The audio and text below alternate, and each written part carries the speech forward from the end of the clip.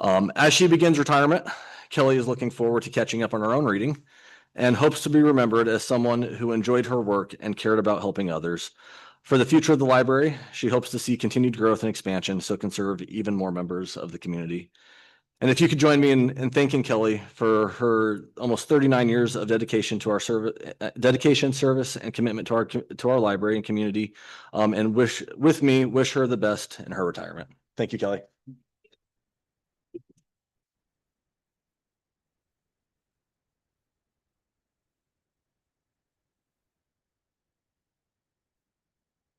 I promise I'll bring that book back too. He's back. He's lying. He's lying. Oh.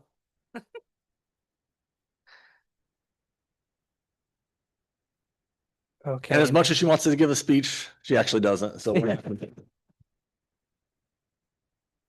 you, Thank you, Kelly. Kelly.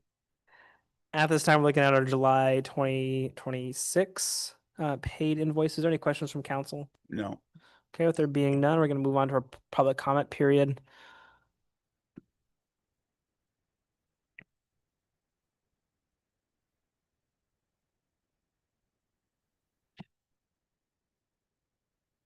Thank you.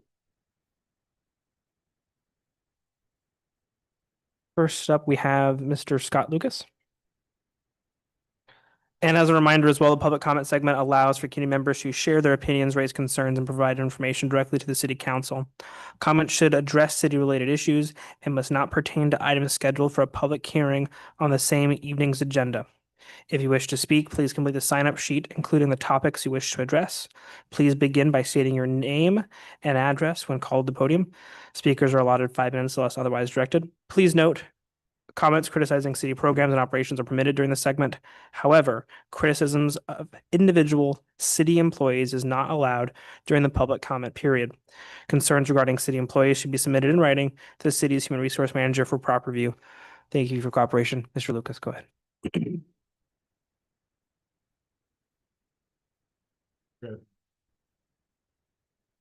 Can you flip the microphone switch on? There's a switch on the base. Beautiful. Congratulations, Kelly. 39 years, that's amazing. I'd like to start off, first off, I'd like to start off about what a success the neighborhood night out was. The week before last, it was really, really good. A lot of good participation, and I went to it. My dog went to it. It was fun. It was a good night, well put together. Hats off to everybody, the staff of the city, the Parks and Rec. It was awesome night. I've gone to them before. They just get better every year. My reason I came tonight was I wanted to talk about the potential partnership with the city of Hermiston, the Regional Aquatic and Recreation Center, which they call it the HAWC Partnership. HAWC standing for Hermiston Aquatic Wellness Center. I'd just like to express to the council my opposition to that. Looking at the dollar numbers, I'd like to see that money stay within our city. It looks like they're referencing about $20 million, possibly 30% of the $65 million spend in Hermiston. I just found out about this and trying not to be reactive. I read through it about 4 different times and did some other research and just feel like we should keep the money. I'd rather see that a lot of different ways, but I do like the idea of some type of water park or swimming center or aquatic center here in Umatilla. You know, think about Hermiston when they did theirs, you know, they're wanting to do the HAWC is going to be an indoor facility. There's an indoor facility in Boardman, and my wife and I actually just went to the indoor facility in Pasco this weekend. We took 2 grandchildren there. It's an indoor-outdoor facility at Pasco Aquatic Center, which is amazing. I'd love to see one here. I don't know that we have to go jump in full bore on a full expensive, you know, $65 million indoor aquatic center in Umatilla. But if we took small steps, maybe like Hermiston did, they put in a nice, you know, summer seasonal aquatic center. It'd be great to have that here. I'm a 51-year resident. I would dream of, you know, if I was a kid growing up here in town, to be able to walk to something, even if it's a small water park, that would be really awesome. So I'm asking you, city council, you know, I know I'm kind of jumping ahead on this agenda, but I won't be here for the whole meeting. But I know they're going to ask you some questions and I think one of them is going to be, do you approve them to continue the conversation with Hermiston about that? Dialogue's okay, but I think we should probably look at doing something ourselves and not with Hermiston on this. I'm okay with being partners with our other towns and communities and we do stuff with them, but this one I'd like to see us take on ourselves. Let's do something for Umatilla. We do a lot of things for Umatilla that's good, but this would be nice to have some type of water facility here. So that's kind of what I got to say. Boardman has theirs. It's 16 minutes from my house. The Hermiston one is currently an indoor facility, 12, 14 minutes from my house. And the Pasco one that we went to is 35 minutes from my house. So there's lots of stuff around, but the kids here in town don't have anything to walk to, except for the swamp down here in Umatilla. If you look off the bridge, it's terrible. But if you guys could, if you could consider that, I think the majority of people, if they knew that the 30% meant $20 million, they would shake their head no. I can't think of any family or friends that would want us to share that type of money with Hermiston. I would get it if it was for first responders or ambulance services or something like that. Really, those things I could see, but this is more of not a need, but something that would be good for the community. I get it, but let's try and keep it in Umatilla. If you guys, city council, if you guys could really give that some thought, I think a lot of citizens would come forward with that and say, hey, let's keep it here. So that's my time. Thanks. Thank you. Mr. Lucas, can you state your address again real quick for the record? 28123 Highway 730. Thank you, sir. Appreciate it. Thank you, Scott. You bet. Thank you. Next up, we have Mr. Josiah Barron.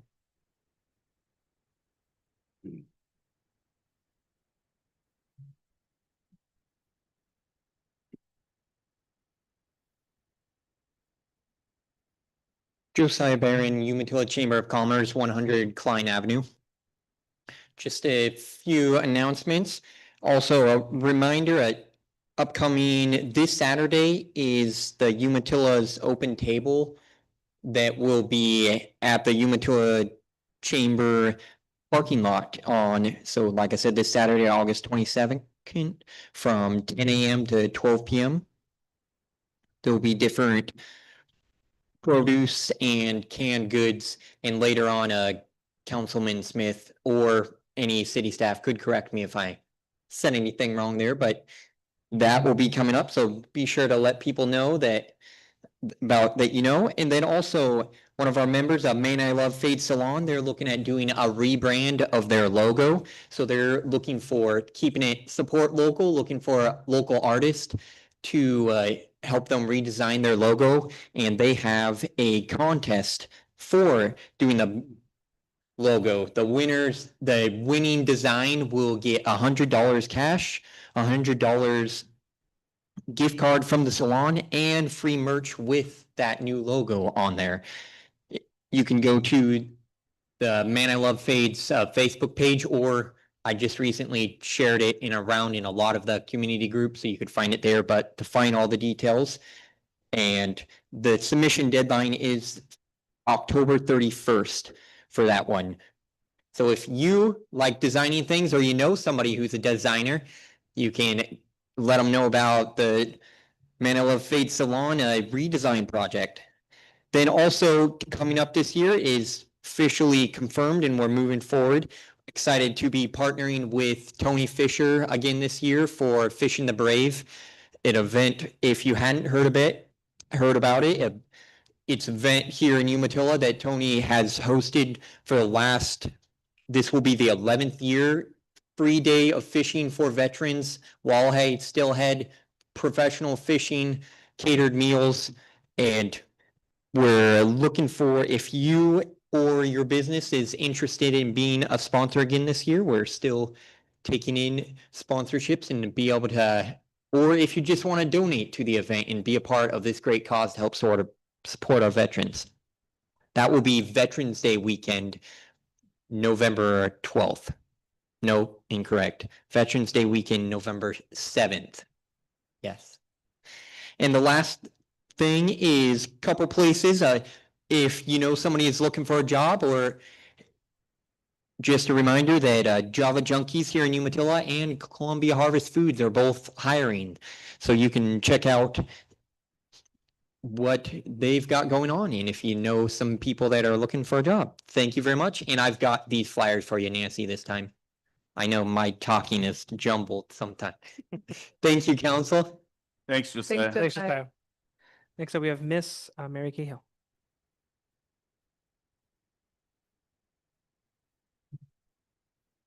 Hi, Mary Cahill, 180 Rio Senda. I first heard about the flock cameras here when at the city council meeting after there were multiple shootings in the downtown Umatilla area. It sounded like a great idea at the time, and I believe that many of us did think the same, but we didn't know about potential issues of having flock cameras. But since that time, many issues have come to light. I've researched these devices and I've not relied on social media. I've tried to find credible results, credible information. A 2025 University of Washington report showed that the flock cameras network had been found that the data from Washington agencies alone could apparently be accessed through mechanisms involving federal immigration authorities, including Border Patrol, despite some of the agencies not explicitly authorizing that sharing. The report identified Washington agencies and cities that included Auburn, Arlington, Lakewood, Richland, Sunnyside, Wenatchee, and Yakima. There's been, I'm sure you've heard of a lot of different things that have happened that have not been good. There's been people pulled over at gunpoint and arrested wrongly, and not just on the second. Their lives turned upside down for a long period of time because of problems with the flock camera, of them either reading the license plate wrong or human error. Many cities around the country have terminated their flock contract, including Eugene, Oregon. In December of 25, Eugene police announced they were ending their contract with flock safety cameras immediately. The department said, and that in its experience, the systems had demonstrated value for investigations of stolen vehicle. However, it identified vulnerable limitations concerning operations needs, data security, and community expectations. An investigation into Oregon flock system found that Border Patrol accessed these cameras 200 times in 2025. The ACLU of Oregon has sued Eugene over the city's failure to disclose records concerning its flock operations. Boy, I have so much I could share, but there's so many issues with the cameras and how long the information is retained, and so many mistakes are made. Flock can produce bad information. Nationally, a 2026 investigation in California found that 71% of Roseville, California's 1,427 flock alerts in 2023 contain incorrect plate reading. So 71% of 1,400 flagged were incorrect. That's a lot. There's legitimate cases with documented cases of the system helping to identify actual suspects. So it can be good. I can tell you, though, that many documented cases where someone's life has been, like I said, turned upside down for months and months. I personally completely trust and support our Umatilla Police Department. However, I do not trust the accuracy of the flock system. Last Tuesday in McNary, at least 5 flock listening devices were installed around town, 3 just on my street. These devices are meant to listen for shots. After one of my neighbors reached out to Umatilla PD, it was determined that the company providing flock cameras had installed these cameras in Umatilla PD, they had offered Umatilla a free trial period for these listening devices. Our PD did not agree to this, but they were installed anyway. I do not blame Umatilla Police Department at all, and they were taken down immediately. But this just shows how errors can easily happen. It's big. Please consider opening this matter up to public input and possibly removing these devices until they can be used in a safer manner for all. Thank you. Thank you, Mary. Thank you, Mary. Moving on now to our consent agenda. Is there any questions on the consent agenda as it currently stands? No. With no questions, we're looking for a motion at this time to pass the consent agenda. Mr. Mayor, I'd like to make a motion. We approve the August 4th, 2026 minutes. I second. Motion's been first and seconded. Can we get a roll call at this time? Counselor Pankratz? Aye. Counselor Duffloff? Aye. Counselor Katie McMillan? Aye. Counselor Smith? Aye. Counselor Dennis McMillan? Aye. The ayes have it. The consent agenda has been approved. Moving on now to new business item 9.1, the second reading by title only and adoption of ordinance 889. Is there any questions on that from council? Nope. Okay. That time we're looking for a motion at this time. Mr. Mayor, I'd like to make a motion for a second reading by title only and adoption of ordinance number 889. Thank you for your motion, sir. Can we get a second, please? I'll second that. Motion has been first and seconded. Looking for a roll call at this time. Counselor Pankratz? Aye. Counselor Duffloff? Aye. Counselor Katie McMillan? Aye. Counselor Smith? Aye. Counselor Dennis McMillan? The ayes have it. Would you please read it by title only? Ordinance number 889, an ordinance granting Windwave Technology Incorporation, DBA Windwave Communications, a non-exclusive franchise to conduct, operate, and maintain a telecommunications network within the city of Umatilla, Oregon. Thank you very much. Moving on now to 9.2, the second reading by title only and adoption of ordinance 890. Any questions on that from council? No. With there being no questions, we're looking for a motion at this time. Mr. Mayor, I'd like to make a motion for a second reading by title only and adoption of ordinance number 890. Thank you for that motion. Can we get a second, please? I'll second that. Motion has been first and seconded. Looking for a roll call at this time, please. Counselor Pankratz? Aye. Counselor Duffloff? Aye. Counselor Katie McMillan? Aye. Counselor Smith? Aye. Counselor Dennis McMillan? Aye. The ayes have it. Can we please get a reading at this time? Ordinance number 890, an ordinance granting Inland Development Corporation a non-exclusive franchise to construct, operate, and maintain a telecommunications network within the city of Umatilla, Oregon. Thank you very much. Moving on now to 9.6, resolution number 07-2027. This Zach or Melissa, go for it. I'll take this one. So in front of you is a resolution authorizing an intergovernmental agreement between the city and the Rural Fire Protection District. This stemmed from a funding request that City Council received from the Fire District back in April of this year. And one of the items that we discussed was providing administrative assistance to the Fire District. This IGA outlines the parameters of that agreement, and this has already gone to the Fire Board for approval. And this won't spread us too thin. It was in our budget proposal Okay. originally. But I mean, it's like our manpower and stuff. Yeah, so the idea was with the addition of the new accounts payable and receivable clerk that the city is bringing on, that will add additional capacity and we will be able to handle that. We are in the process of filling that new position now. Okay. Any further questions from council this time? No. With there being none, we're looking for a motion at this time.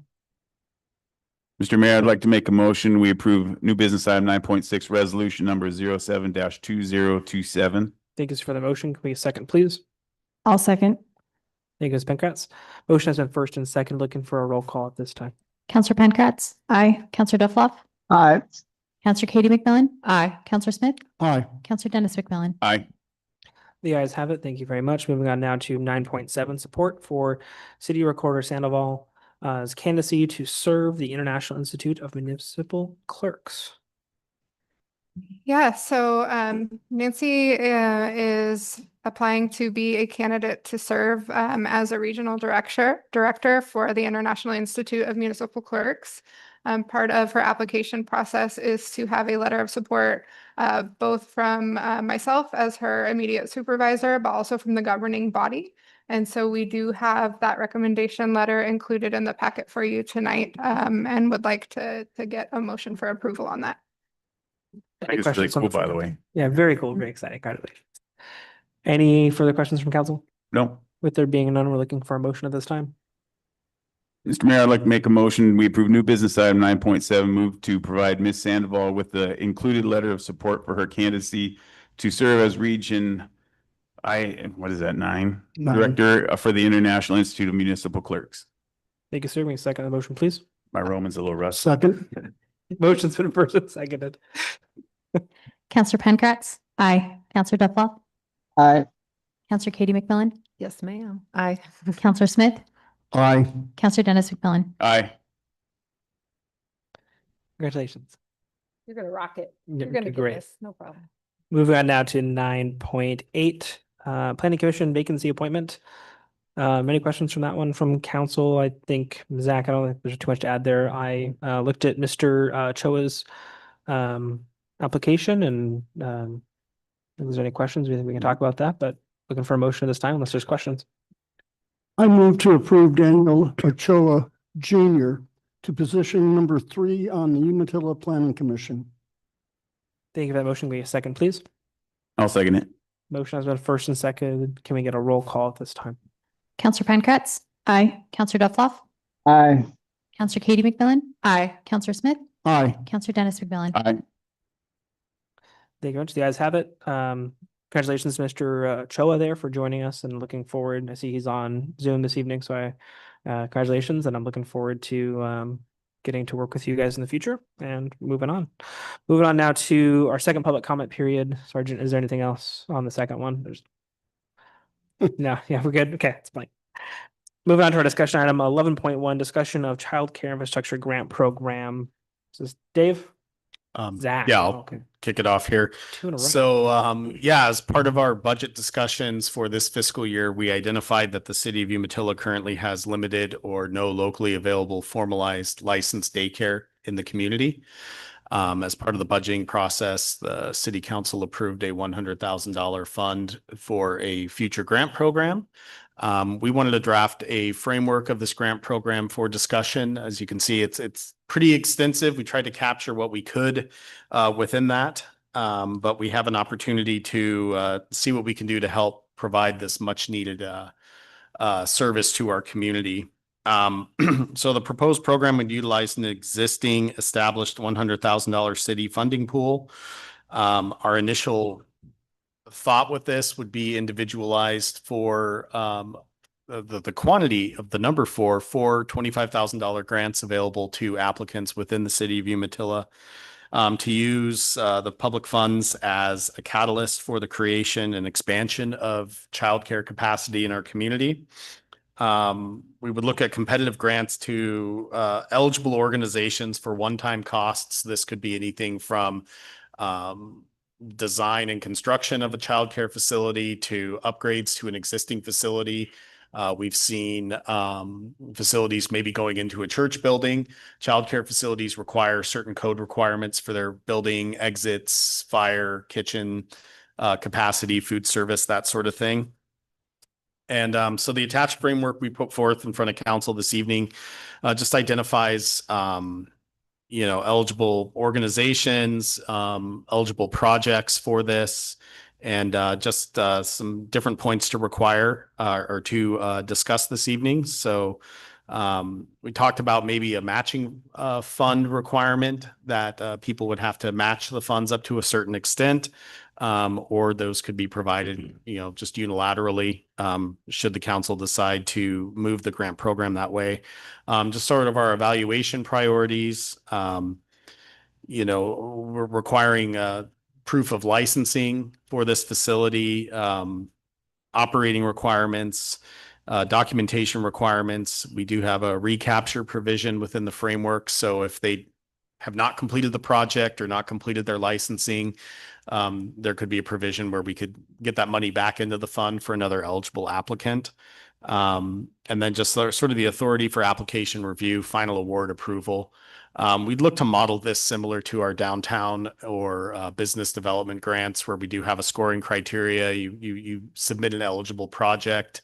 Could be large, could be small, but having worked in this line of work for land use and community development through my whole career, I've just seen, obviously, every community has a need for licensed childcare. But there are certain provisions to protect not only the service providers, but also the children that are utilizing it as well. So we would look to expand the program to, encompass pre-K. It could encompass before and after school care, just generalized childcare. We do have some interest from some people in the community to utilize this to maybe help update their facility to provide this. As eligible applicants, this would be open to any and all patronage in the city of Umatilla. So if it's a faith-based or church-based program, it would have to be open to everybody, not necessarily just the parishioners of that church. So yeah, we provided the framework here. We're here to answer some questions and take notes as we want to see this direction take place. So Zach, I have two questions. Yes, sir. On section 6, there is a bullet point. Sorry, for just clarification, that's the ineligible uses. Books and ordinary curriculum materials. Can we make that an eligible use? I think like if someone's trying to get started at the very beginning, I think books and curriculum uses are sometimes For preschool. especially for preschool or even a kindergarten age group. I think that is a really sometimes an expensive opening cost. And if they're even looking at curriculums to do that with, I think that's a huge benefit. Well, where's the fine line to having regular books just for them to read in general? Yeah, 100%. And then I think the second one that I had a question on is the grant match. Sorry, did you have a comment you want to add about books? Yeah, just a quick follow-up on that was, by the way, I think that's a great suggestion. The idea here was startup. So if it's startup, they're going day one and it's included in that as original or initial startup funds. Yeah, I think that would be good to have in there. But if this was something that was already existing and they came to us later and they just wanted to replace their library, like this, down the road, I think for that, we're looking at that as just sort of ongoing operations versus bringing the service to the community. And so I think there is a difference there. So that's what I think we were trying to do here. But yeah, we can, I think that's a great idea to have. I think if they're still even open today and they're like, hey, my books have been chewed on by Tom. No, let's get them some books. It's going to be okay. Sure. I think for that amount. And then the other one too, I just wanted some more for number 7 grant matching. I feel like it's too vague to where we might ask you. And then other organizations not. I just want to make sure that it's equitable to if a church is asking or if a community member is asking, we're not saying, well, the church doesn't need to have matching, but you do. I just want to make sure that we're equitable to those evenly. And I think it was purposely vague just for this discussion. Council, we could leave it up to council discussion. If you want to require a grant match, we can work out those parameters. If you wanted to make it just, hey, here's a grant with no matching funds. There's also in some of my research, there are grants that the state of Oregon provides daycare providers as well. That would require a match. So could this grant also be used for matching funds for higher grants? So just some ideas out there. So it was purposely vague just for that discussion to see where we wanted to take this. And I think we should have some, percentage of quote unquote skin in the game. Something that they have to have buy-in for if they're showing up and saying, hey, I want to start a daycare, in my garage but I don't have any funds to bring towards this, then I've got some questions. But I think, same with what we do with our businesses. I can't remember the number off the top of my head, and Zach might know, but I think it's 40%, 20%. I can't remember what it is. 25. Yeah. Okay, so 25%, matching. Up to a certain amount. Exactly. And I think that would be something that's somewhat fair and equitable here, where if it's like, okay, you need to, if you can't get capital up to 25% of this, then, you can't get $5,000 of capital. I agree with that. I think if you can't do that, then we got some bigger issues here. For sure. But at the same time, I don't know how much I fully agree with the full grant thing. There are some people who are really trying to get into daycare and they don't have funds like that. That's why they do daycare at their homes. And if they're trying to go license and get a facility and do that, they might not have the funds to match, but they just need this to help them get on their feet. So maybe something in the verbiage that they have to meet certain requirements. So they're not just going to come and get this grant and then, go. But there's a lot of people out here who are trying to start daycares. They just can't get licensed because they don't have the money for just those upgrades. And so therefore they're not going to be able to do a grant match for them. We did in that criteria too, it doesn't necessarily have to be cash. It can be in kind. So if you get a builder to donate their labor, that would count. If you get Home Depot to donate the paint, that would count. I mean, these kinds of things like that can go towards that. But yeah, I think, we wanted to have this conversation about what would be an appropriate match. What should that be? What kind of level is there? The other thing we have too under program funding, we know we have, we've talked to a couple people that are interested when they heard about this being discussed during our budget deliberations in the spring. And so we know we have some people interested out there. We started with 4 grants at 25,000. As to your point, Counselor, that if, these could be substantial, this could be 6 figures plus of an investment that's out there. Is that the right number? Should this be 3 grants at 33,333 or something, or should it be something else like that with where our budget is at? And so kind of wanted to flush that number to see if we're in the right ballpark here, if that should be, I guess the underlying question is, do we want to have potentially 4 applicants at a $25,000 threshold, where that, if it's 100,000 plus investment, that's only a 25% help? I'm sure that's going to be great and very much appreciated, but would we prefer to have maybe 2 or 3, or that might be more interested if it was a little bit more of a match? So I wanted to kind of have that conversation as well. Maybe we just start at 100,000, see how it goes with the 4 applicants, and At 25,000. at 25,000. Yeah, and I think just see how it plays out. if it's not enough money, then they don't apply, then we adjust to go at 33 for 3. And I think $25,000 alone, I mean, for some of these things, some of the people are pretty close already, or some churches have a facility, their dishwasher broke. Yeah. And they just need, they like came look around like, we're not getting that from our parish. So like, what are we gonna do to get a dishwasher? Or they're going from trying to get licensed and they just need for the state to come in and approve, you need a new stove, you need some plugins, you need that crack fixed, they might not be able to get that just to make them actually a licensed facility. So the other kind of follow-up question on some of this grant match, how much, so we have grant writers with the city, both contracted and staff. If someone came, Dak mentioned state funding, other stuff like that. If someone came and said, let's say they have a great idea, they have great other support other than perhaps financial. Is that something that you'd like us to sort of have, maybe at least sort of like a list? Here's someone you can go apply for. Not that we're applying for them, but we can have sort of this ready to go pamphlet, I suppose, of available resources with dates and things like that. I mean, how far would you like us to go to help with funding or grant assistance outside of this grant program, or I guess complementary to this grant flow program?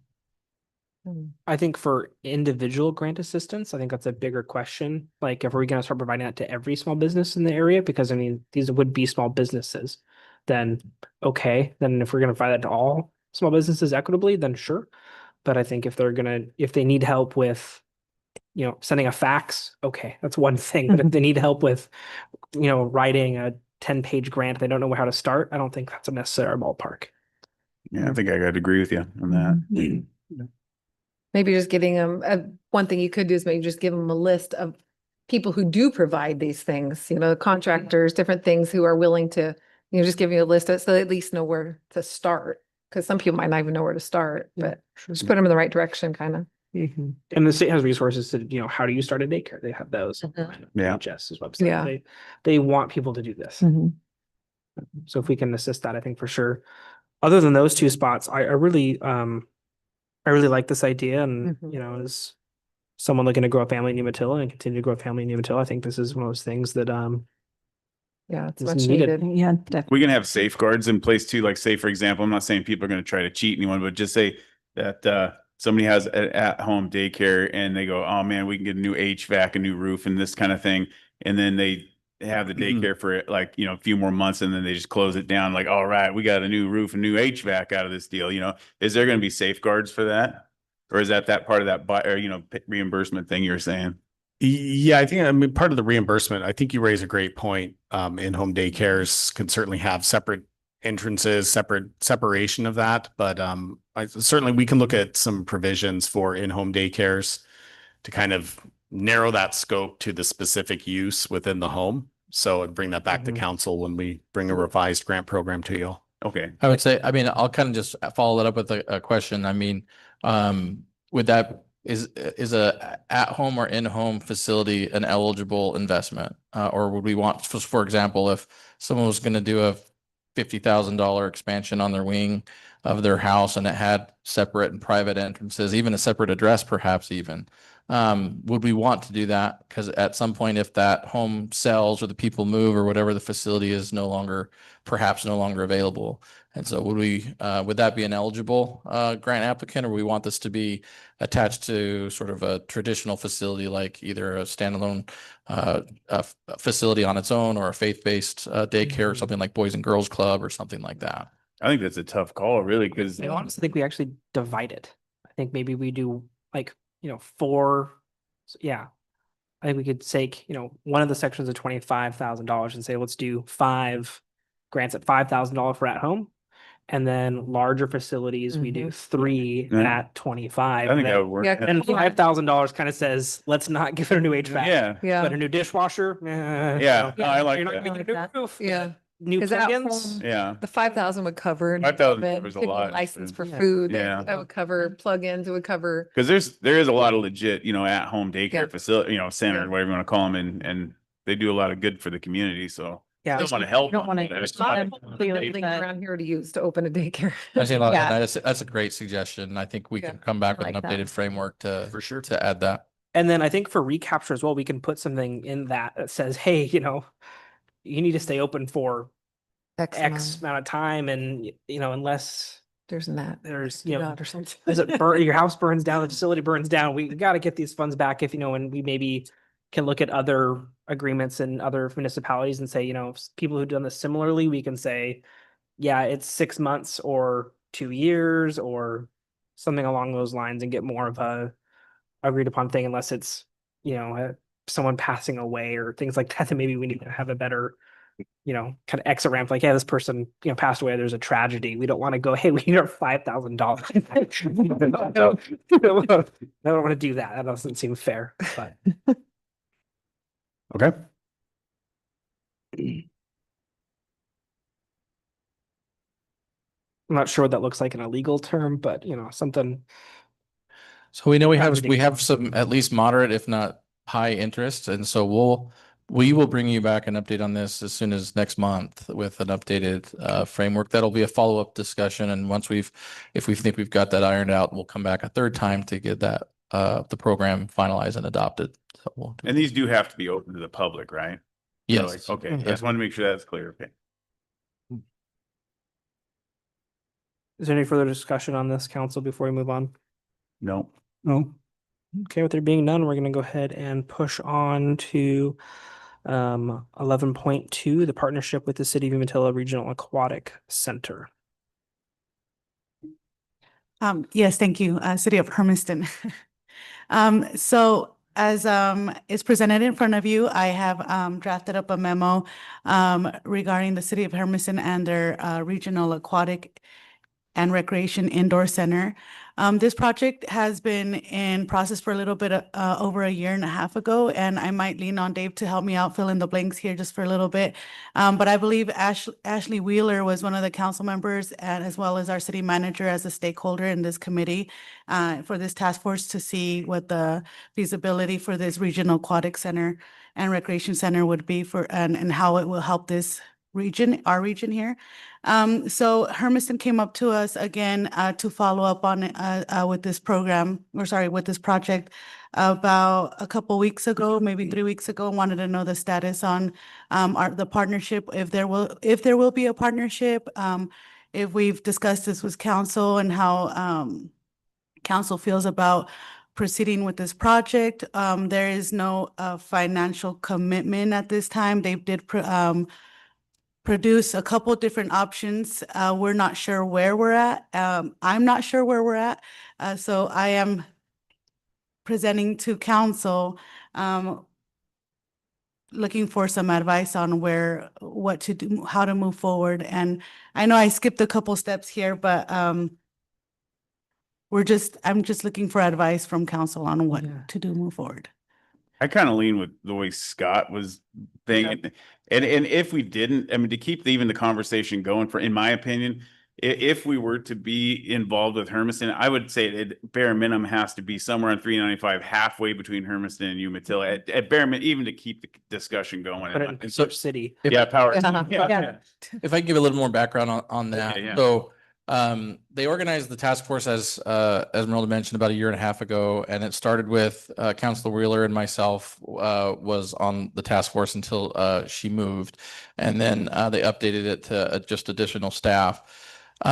What they hired Wenaha Group as their consultant to look at facilities in the area, and they ultimately settled in on the existing outdoor aquatic facility to be expanded as the best option.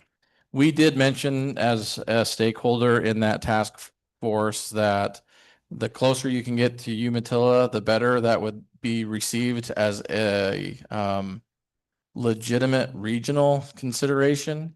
And the task force, they did strongly look at that.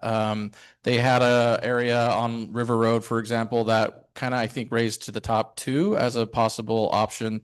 But ultimately, this one settled in because of the existing infrastructure that's there, the ability to expand, and its close proximity to the hospital, because the hospital is identified as a significant financial and other partner of the facility that could likely use the facility and to start to include more physical therapy and things like that that could be associated with that.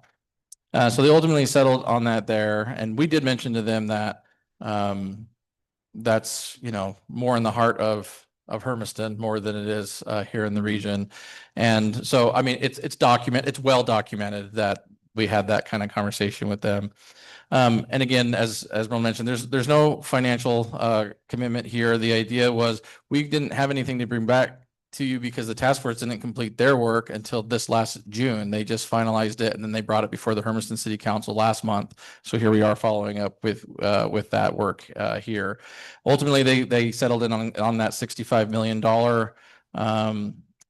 estimated price for the types of services they wanted to provide, which includes expansions of the outdoor pool and of course an indoor facility that would be available 365 days a year. As well as there's other indoor facilities. That's why it's their aquatic and wellness center. So they have like a gym, a gymnasium, and some indoor courts and things like that that would be available. Essentially, the one of the benefits that would likely be offered to the city, or not likely, would definitely be offered to the city, is that there'd be essentially a partnership rate and a non-partnership rate. So essentially, most recreation programs have a resident, non-resident rate. So we would get the resident rate. But yeah, to the point there, at the moment, many of our agreements with Hermiston, depending on which IGA we're talking about, are typically a 30-70 split. And so this was sort of to follow that kind of tradition is what was initially discussed, but it's certainly, if we were to go down this route with a partnership, it's certainly up for further discussion.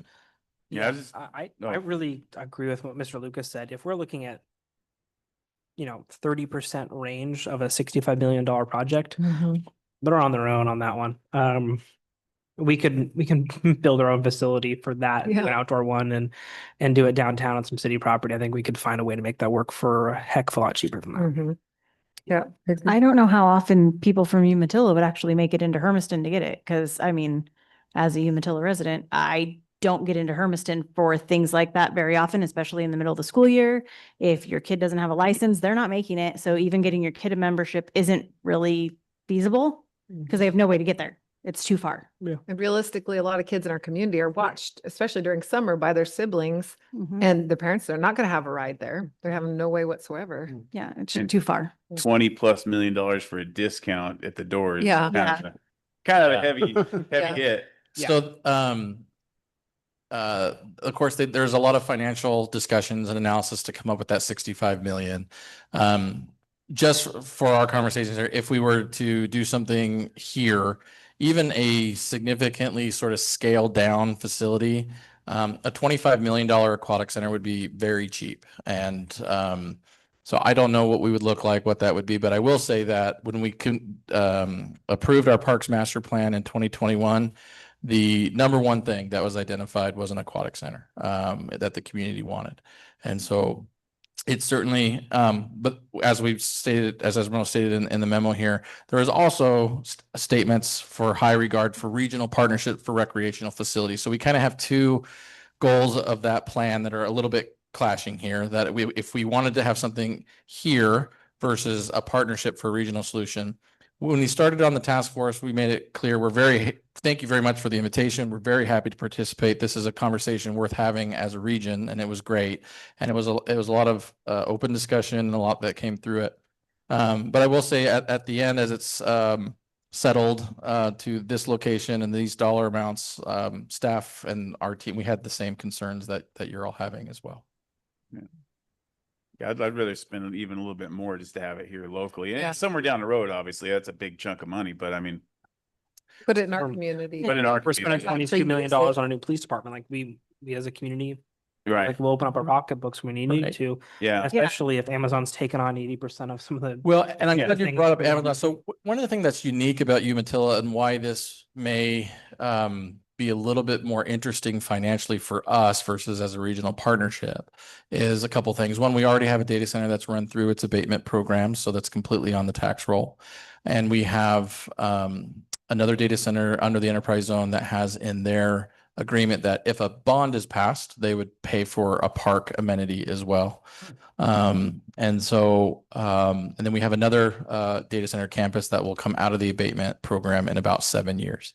And so we'd have an opportunity to, on just the existing or on the taxes that will be coming in relatively soon, and or through the enterprise zone agreements that we have now, there's opportunity for us that if we were to explore those financial opportunities, and we could bring you a more in-depth analysis. We don't have that prepared for you today, but we could look at what that might look like. So interestingly enough, a 20 or 25, $20 million partnership could be more expensive than a $50 million facility here ourselves because of the unique property tax opportunity we have in Umatilla. And doesn't really benefit the people here. Yeah. Yeah. So, yeah. In the enterprise zones, is this something that was included? I should know this, but I don't remember at the moment. Because we were limited to what was in those documents. Yeah, so the last enterprise zone agreement that was approved, which was Sabi Data Center, that included parks specifically. The other two before that, which was also Sabi, the ones on South Hill, it included public safety and public health and schools, but it specifically did not include parks. So the only data center that has parks included, if we were to pass a bond, is Sabi. Question Well, for you. and the very first campus that's no longer in the abatement program, it would pay as well. Okay. How broad is public health? Because if we're doing a wellness center, Oh, yeah. Right That's now. true. You got a point. I move, if you word it right. I like the gray. I mean, it's an interesting point, and it's one that would be worth exploring further and teasing on that. I do know that it was generally discussed at like the hospital district or publicly owned health providers, but it is broad. Well, Good thinking. there you Mhm. go. Dave, do we know what percentage of the people that use the current aquatic center in Hermiston live in Umatilla? Yeah, they did go over that. I don't recall exactly. It was less than 20%. It was around 20%. And so they said, it was, I don't remember exactly. It was between 12 and 18%, somewhere in there. And so in theory, it's 1 out of 9, maybe. Let's round down. 1 out of 10 is. 1 out of 11. Okay. Any One- further conversation No. on this one? No. So Okay. I guess my follow-up question is, does council wish to continue to explore that option with the city of Hermiston? I personally don't. I don't. Not for $65 million. Yeah. No. Yeah, I Okay. don't either. No. Do you, would you like me to continue exploring the feasibility of an indoor recreation center for the city of Umatilla? Absolutely. Yes. I just, Yeah. I didn't say, I don't care if Yeah, it's yeah. outdoor, I don't care if it's Yeah. indoor. I'm sorry, I can't hear. Oh. Yeah, go ahead. Yeah, I'd say indoor, outdoor sounds like either would be acceptable as long as we have a place where a kid can go Okay. splash around, I think. Indoor would be cool, but if we can't afford it, then outdoor would be Yeah. something. Something. Indoor and the idea of how Boardman has theirs would be amazing. Yeah. But if outdoors all we've got, it's better than nothing. It's better than nothing. Yeah. So one of the challenges, and it's kind of teased in the memo a little bit, is though we have a new school and we have 4 schools, During the summer, that's typically when they do gymnasium resurfacing and maintenance, which is when they would be the most likely used for our recreation programs in partnership with the schools. And so it's very difficult because that's when the maintenance is supposed to be done. Makes a lot of sense. And so one thing we struggle with is just publicly available gymnasiums and courts, indoor courts and things like that. And so that's why Esmeralda mentioned on a sort of a indoor recreational type facility in addition. So even if the aquatic center was outside, if it had a complimentary indoor gymnasium or something like that, we could look at these various options. Yeah. But for us, we'd like to look at both. Wellness center. Get a couple yoga. That's right. No, Yeah. Put in a, what is it? One of the swim spas that with the lap pool. So my next question is, would you like me to host open houses to gather community input? What kind of direction would the council like to give staff? So how can I obtain this information? Surveys, open houses. Yeah. I'm good. So you want me to solicit community? Yeah. Yeah. Fine. Oh, yeah, definitely. I think Yeah. community should be. We do have a community recreation center in our adopted urban renewal plans. And so we have very limited public land that's potentially available for that, but we do have the projects in there. And so if this was something that was pursued later on and we start looking at funding, that could be something worth exploring as well. We may need to do an amendment to either the east or west plan, depending on where we decided. Okay. If there's still funding available, we'll be coming to you in October to make sure we have the prioritizations of those and the timeline of that as well. Didn't we just buy a building? Sounds good. Yeah, I forgot to make that announcement. We did just buy, by the way, we did buy the old church in McNair. We just closed on that on Friday. I apologize for not doing that during the announcement section. So that is ours. Sounds like a Oh, great. right. That will be going wellness center. with the recreation, Parks and Rec committee. Indoor courts right there? Yeah, of course. Okay, now past the excitement of that and some ideas. Okay, we're gonna go ahead and move on. Darren is still good. Okay. Moving on now to port of entry. We have a question. Yeah, but it's not public comment period, so we Okay. gotta just move on. Sorry, Kritza. I see your hand raised. Port of entry and municipal court discussions. Who's got first on this one? All right, I Go for it, will Dave. take the lead here.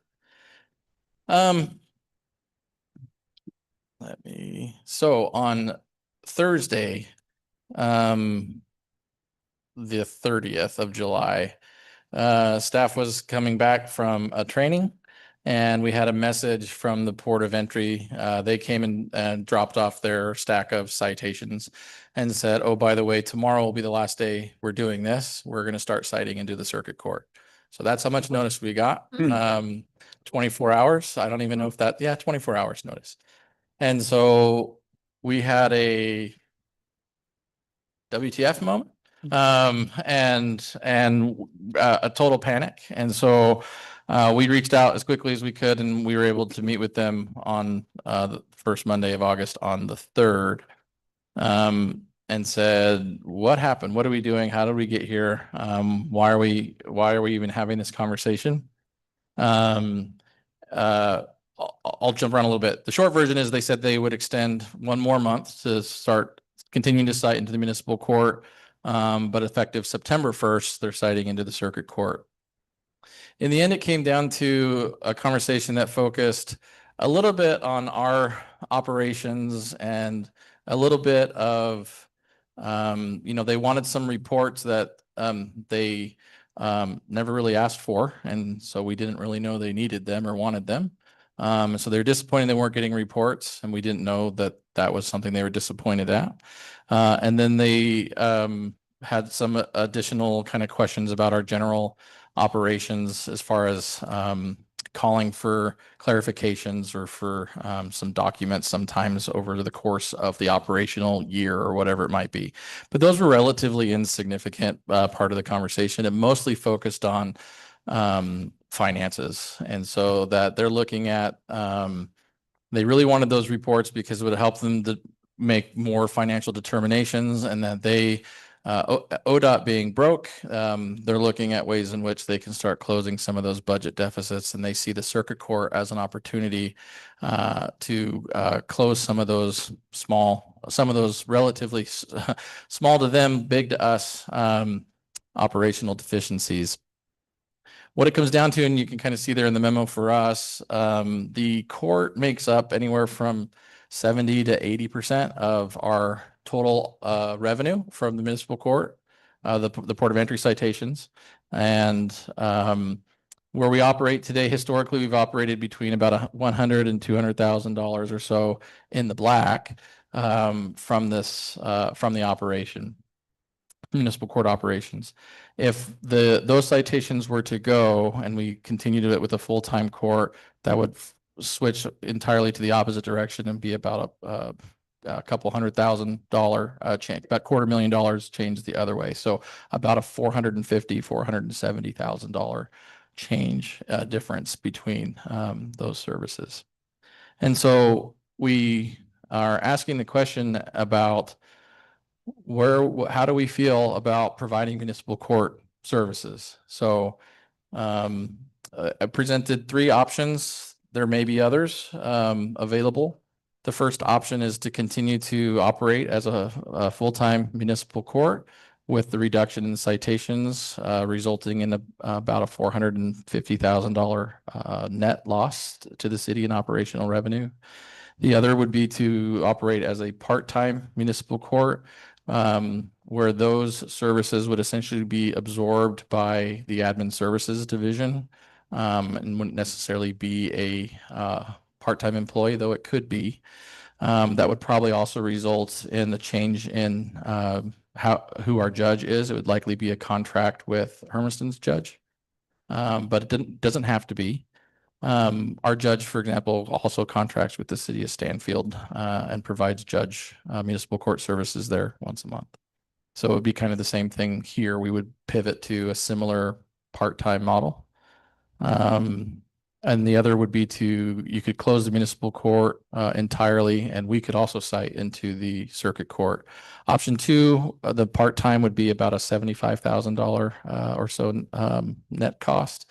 And option 3, we're going to say 0. It's not exactly 0. There's some costs associated with that, but they're negligible. I personally like option 2, give it a shot and just see how it goes. I kind of like the handling some of our stuff in-house, and it kind of completes the town a little bit, having our own municipal court. And yeah, I think, how close is our judge from retirement anyway? She's close, right? So she retired. Okay. And then decided retirement is for the birds.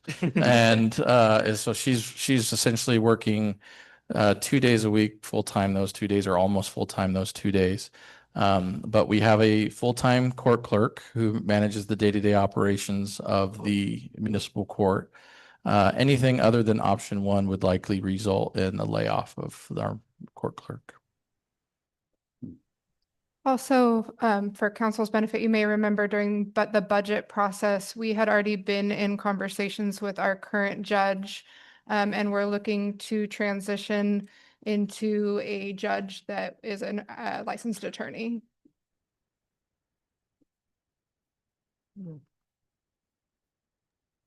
Hey, Dave, I have a question. Can you guys hear me okay? Yep, we can hear you. Was that for the mayor? No, Dave. Oh, sorry. So the $400,000, can you explain to me our cost on $400,000 to keep the court? Because I know that the clerk doesn't make that much money. So how does that work? Yeah, Melissa will do better than I can. Yeah, so the total, the 450 is the net change.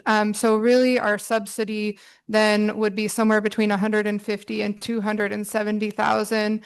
And the way that the port of entry fees work is it's really broken into several categories. So for each citation we get, there's a fine portion, a surcharge amount that automatically goes to the state and county.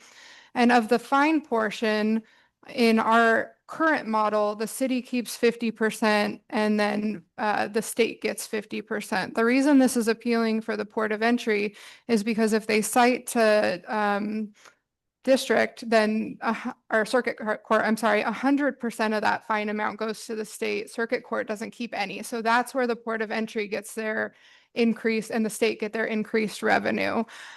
So for us, the way that we calculated that was to take the total revenue that we received from the port of entry less the amount that we pay out, just to see what that net change would be. So the change would be about 450, but really our subsidy, what we're the actual dollar amount and impact to the general fund would be between 150 and 270, depending on volume each year.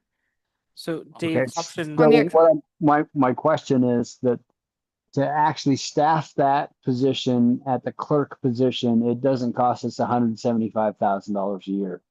No, You're it talking doesn't, but between that and a attorney, judge, I think it was close to 200,000. I'd have to pull up our budgeted amount. Plus we Okay. have operational, materials and services expense. Could we use the attorney for our city attorney? Like, is that an option or is it completely separate? So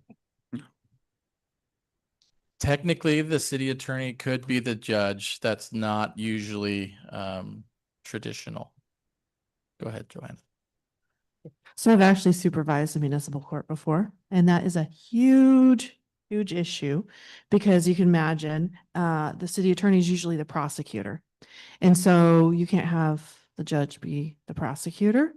And the reason you want to keep that separate is because when the defendant is represented by counsel, you want the city attorney to go in and prosecute those cases. So it's always been my suggestion that you keep a far separation between the city attorney and the municipal court.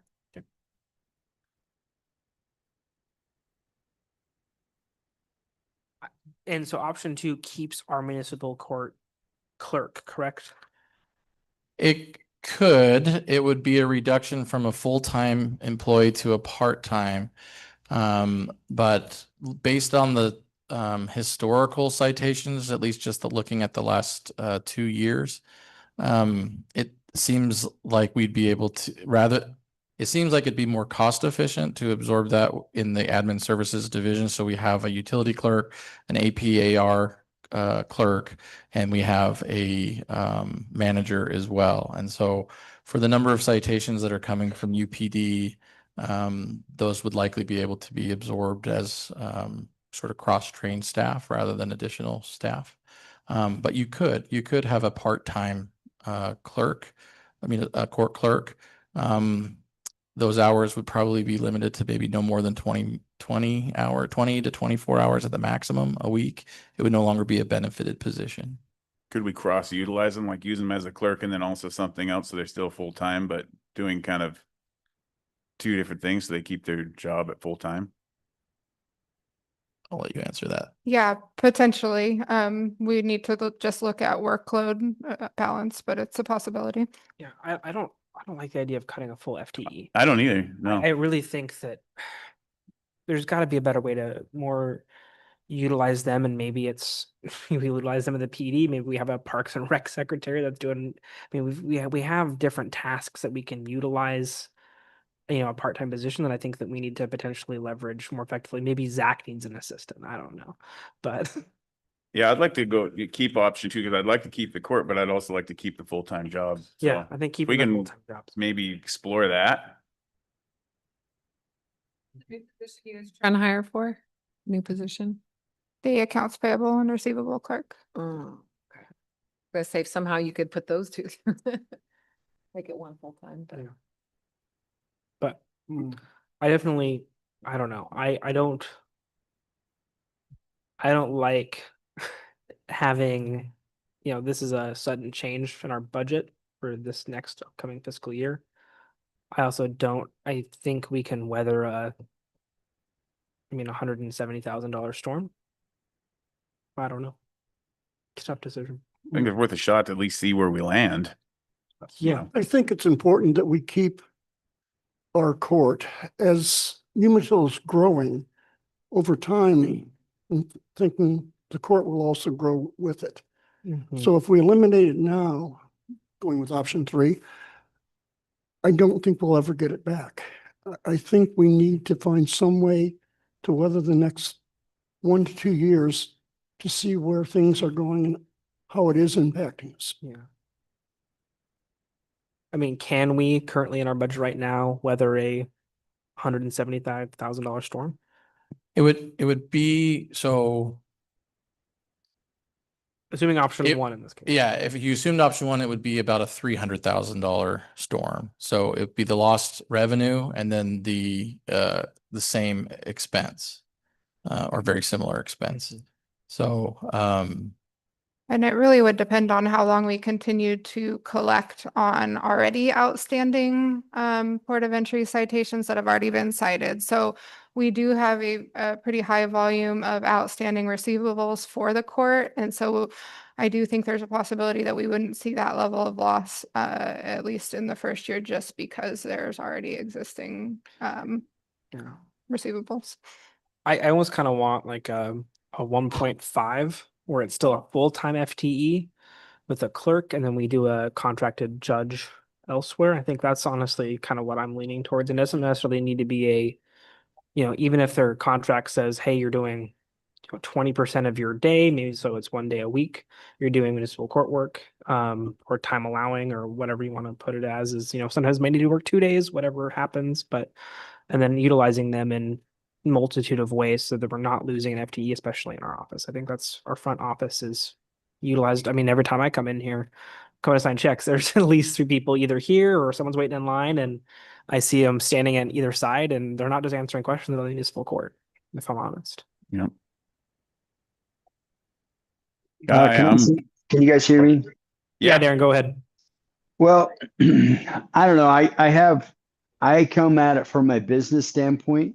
I can't look at revenue loss because revenue loss is revenue loss. I can't get that back, so I can't make that back. So, and I look at what I'm paying that employee, and I have to look at what cost savings I'm doing by doing that. So I don't disagree with the fact of maybe going to a part-time, utilizing them in other positions and maybe maintaining that. I don't know. As change comes, we just had a significant hit on our revenue. So there's nothing you can do about that. If people stop coming into my restaurant, I have to combat that. I have to work through that. Well, right now we're in a spot where that customer is not coming to our restaurant. So we got to figure out how to manage that. And unfortunately, sometimes that means that you got to lay some people off and you got to go through it. I hate to say that, but as a business standpoint, those are the tough conversations we're having right now. Is this something you can look into and come back with? It's like looking to see if there is a feasible way to still keep them full-time, but it's not going to hit super Yeah, hard. so we weren't looking for necessarily any official action tonight. We were thinking that we'd at least have an initial discussion and bring this back to you in 2 weeks on September 1st. So we can certainly look at like department needs here at City Hall and what we may be able to do with the position and bring that back if that's something council would like. Okay. Yeah, Yeah. I think that would be something I would like. And even if we have to cut the court down to just part-time for now, I mean, unless like Lyle was saying in the future, it expands and we need to fire it back up full-time, but I'd like to keep that, and I'd still like to find a way to either cross-utilize an employee, the current clerk, so we don't lose that full-time employee either, so. Unless for some weird reason the current clerk wants part-time. Yeah, I well, mean, you never there's know. that, Maybe. Yeah. And I don't think you that's could the always pressure. ask them, but I mean, I think that yeah, something like that. Just make sure we keep the court in-house.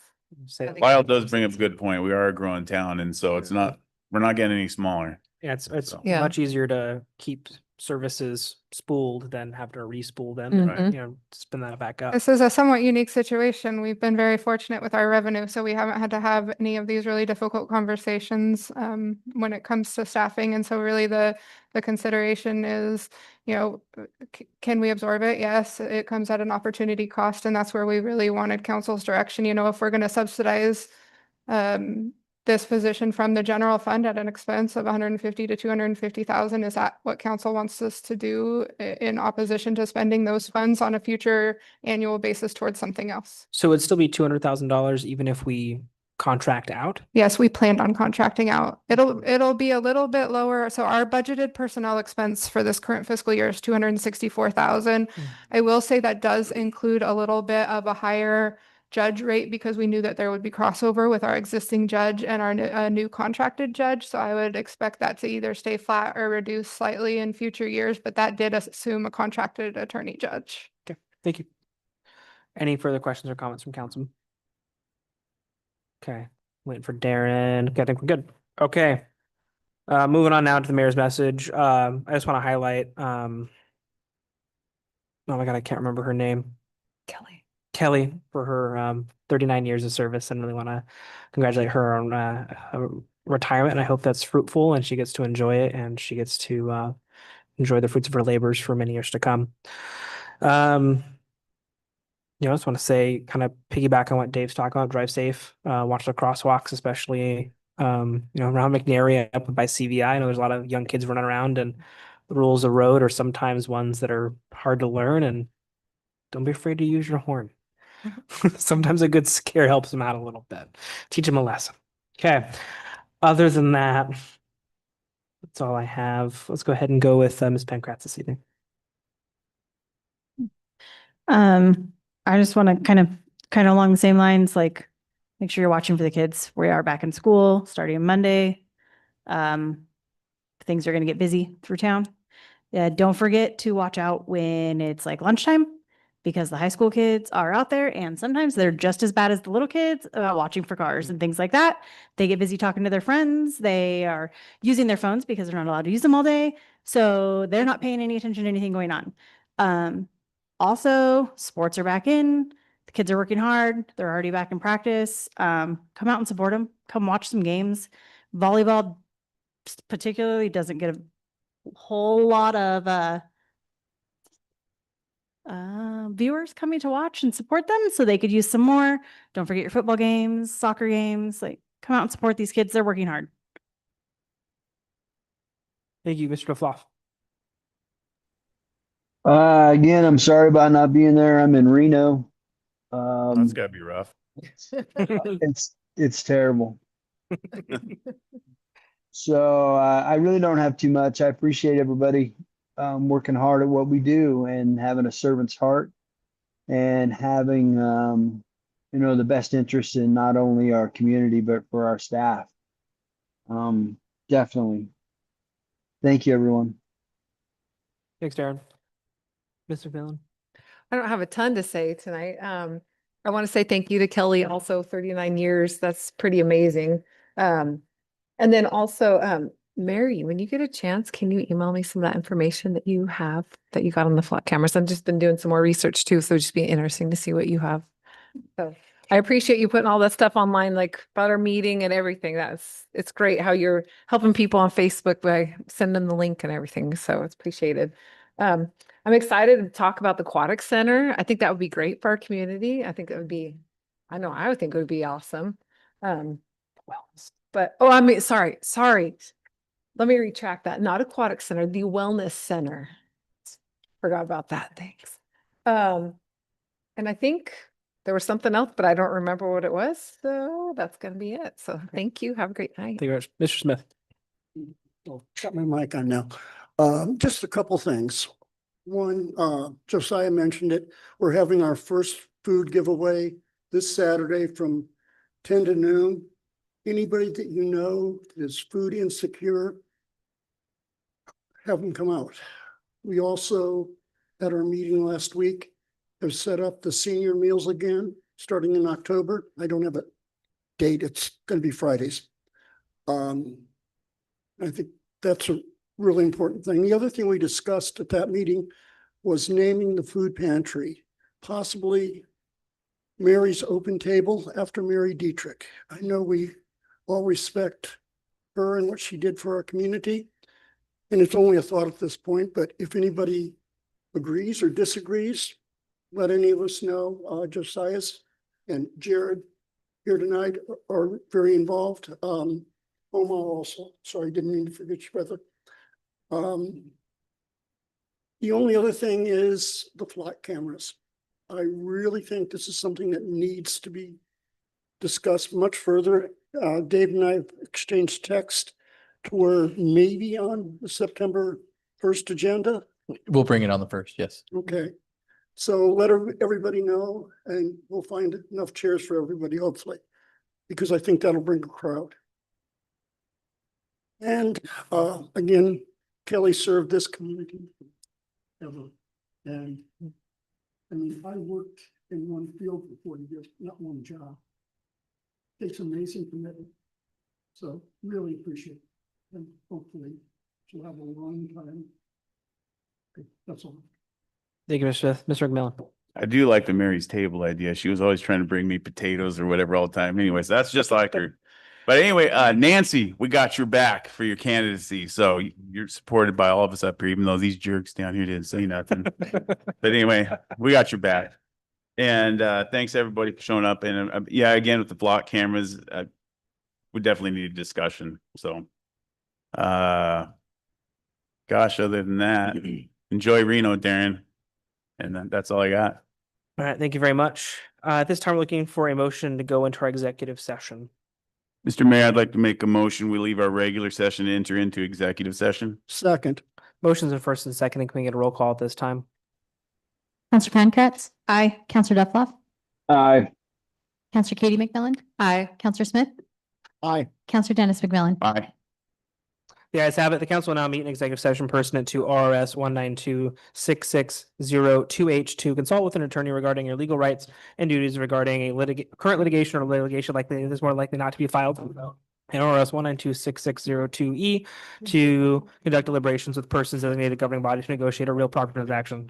Representatives of the news media, the city manager, directors, department directors, and the city attorney shall be allowed to attend the executive session. All the members of the audience are asked to leave during the room.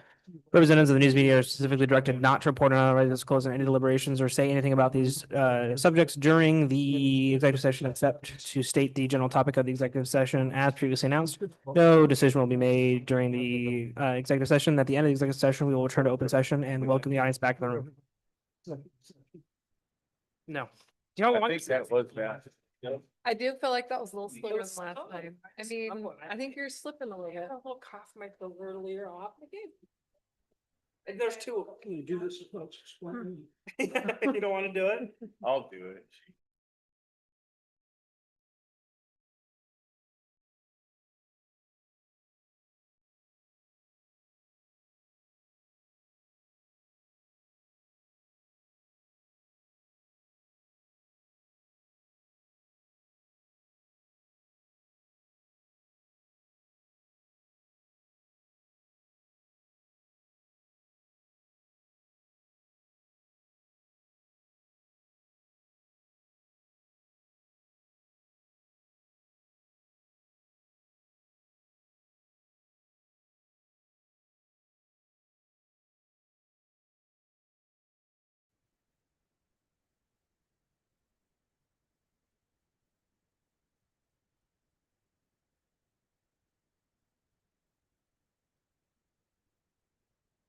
Do you think we lost Mr.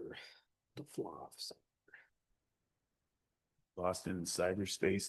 Yeah. Poor guy. I'm gonna miss him. He's in Reno. Hopefully they Yeah, can it's trouble. late right now. Yeah. He won't be in trouble.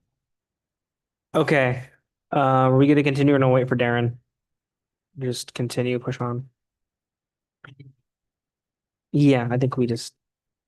Yeah, let's just have him abstain. Motion to go back in session. So We're already. we're already out of session. So we're, Okay. Got the motion to just go leave it. It's Then we have a motion to go back into. yeah, we're good to go. We're in regular as soon as we okay. exit. Yeah. Whatever. So you want to go ahead and give your motion? We just never had a Yeah. motion to go back into regular. I move that we authorize the assistant city manager to negotiate easement necessary and to bring it back for retroactive approval. And that we table 9.3, 9.4, and 9.5 until a later session. Execute. Can we amend your motion to negotiate and execute? You bet. Neg- Negotiate and execute necessary and bring back for retroactive approval. Okay. I'll second Thank you, that. Mr. Smith. Motion's been seconded. Give Ms. Sandoval a second to catch up, then we'll go for a roll call. I have it written down, Nancy. Counselor Pankratz? Aye. Counselor Dufflock?